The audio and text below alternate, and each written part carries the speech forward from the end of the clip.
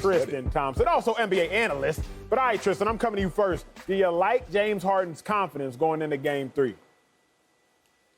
Most definitely. I love his confidence right now going into Game 3, and here's why. I was in a similar situation back when we played against the Bulls, when we didn't have Caleb and Kyrie was kind of out with tendonitis. We play against the Bulls in Chicago. It's 1-1. Derrick Rose hits that game-winning jumper on my head, which I was very upset about off the glass. So after that game, and going into that series, everyone had Chicago winning the series. But after that game, we still felt confident because we looked at the box score, we looked at how we played, and we're like, shoot, Joakim Noah played the best he was playing. D. Rose made a big shot. How many times is he going to make that? All their guys were playing great, but if you looked at our roster, you know, Deli had like 8 points. Shump had like 6. JR had like 10. Like, obviously, Brian carried most of the load. So we're like, shoot, if guys just play just a tad bit better, we'll be in this series. And I think that's how James is feeling right now. I love Harden's confidence. I'm with you, Tristan. And I love it because it's real confidence. Think about this. And Marcellus, he also talks about one of the favorite sports being boxing. Early on in my life, I like boxing as well. If you're stepping into a ring with the heavyweight champion and all you hear about is his lethal right hook, man, don't let him catch you with that right hook. It's a wrap. But then in the second round, you eat that right hook and you still standing. And you look around like, you know what? That wasn't all that lethal. See, that's what happened with the Rockets. They took the Lakers' best blow. AD, LeBron combined for over 16 points. When AD and LeBron combined for over 60 points, yeah. When they combined for over 60 points, 14-1 in the season. So the Rockets sit there, took that best blow. Rondo plus 28 plus or minus. Markieff Morris comes in there, 12 points in literally 3 minutes. Rockets going to the fourth quarter after all that, and they're up by 2. They're like, wait a second.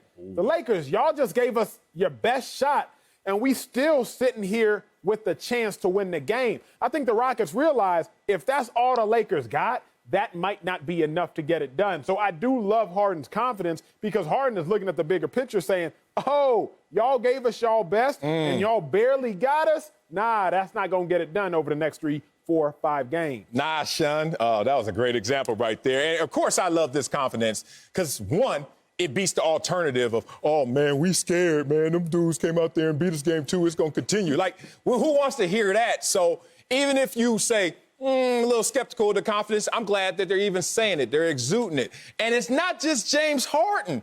It's coming from the coach. Y'all think James Harden sounds full of confidence? Take a swig of D'Antoni's statement, what he been sipping on. Quote, I really did not think we were going to sweep them. D'Antoni was thinking sweep. And then he was like, nah, we ain't going to sweep them. But that lets you know where they're thinking in terms of this David versus Goliath. They're thinking, we're Goliath. And we took the punch of this duo, this combo, and we're still standing. What gives them this confidence, though? Sitting up here with athletes, let's talk about the athlete calculator. And it's pretty simple. Athletes look at it like, all right, who's the 2 best players? All right, we know that AD, LeBron, okay, 60. All right, 60 already on the board before we even start this game. But the others, can we limit those other dudes to 40 points or fewer?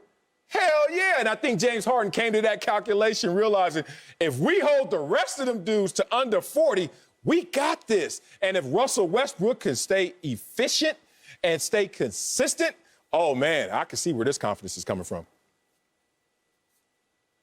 Yeah, no, that's the key. That's the key. If you're looking at the box score, listen, after every game, every player, they got their foot in the ice tub. They're ready, about to go take a shower. You look at the box score, and they're like, okay, PJ 18, Covington 17, Russ 10. Like, great players, like guys like Russ, like, if they have a 10-point game, you know the next game's going to be aggressive. So if James, he's definitely kicking back, got some vino with him probably the night before the game. He's like, man, if Russ come and just be himself, we ready to go. So I know that's why they're very confident. And if you just look at how the game was played, you could tell that this is the way the Rockets play. It's unconventional. We haven't seen it ever in basketball, not for a long period of time.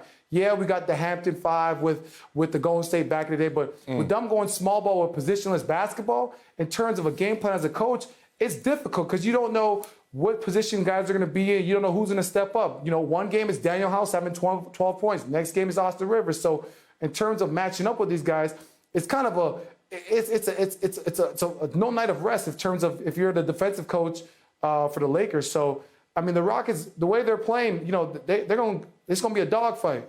You know, the scariest teams of them teams, football, basketball, anything, that play unconscious. It's like they don't remember what happened last game, and they don't let one play, one game, one anything beat them twice. I hate the phrase, oh, I don't take losses, I take lessons. I hate that, because you took a loss.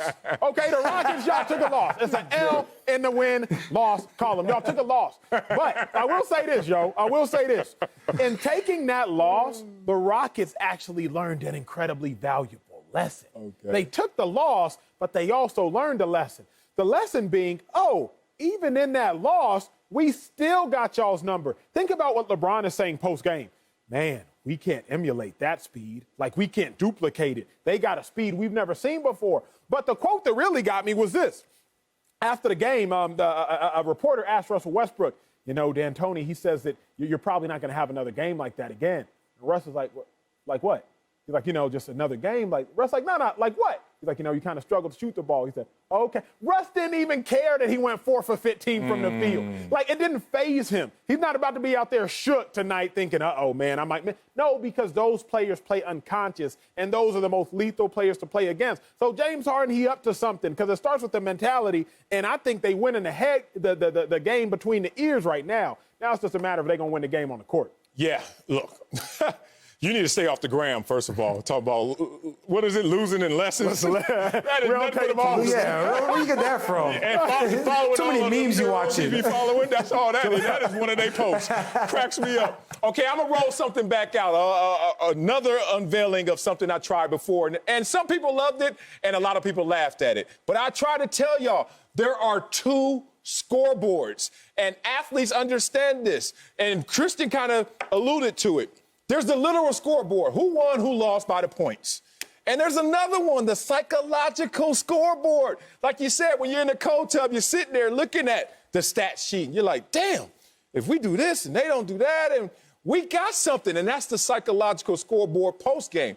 During the game, it's called momentum. You could be down 10 and the other team is in trouble. And you're like, damn, we down 10, but it feels like we have all the energy. Uncle Mo is on our side. And I think that's what Houston is tapping into, that psychological scoreboard saying, hey, the literal scoreboard is going to change after we get to them boys next time. Why? Because the Lakers still struggle with their perimeter defense. Why? Because the bigs chasing the littles, sooner or later, there might be a little fatigue, and those closeouts look a little different in terms of velocity. Why? Because if you look at it, they're not pounding the boards, and they're not killing them in the paint with physicality as expected, as anticipated. That's allowing Houston to have more confidence.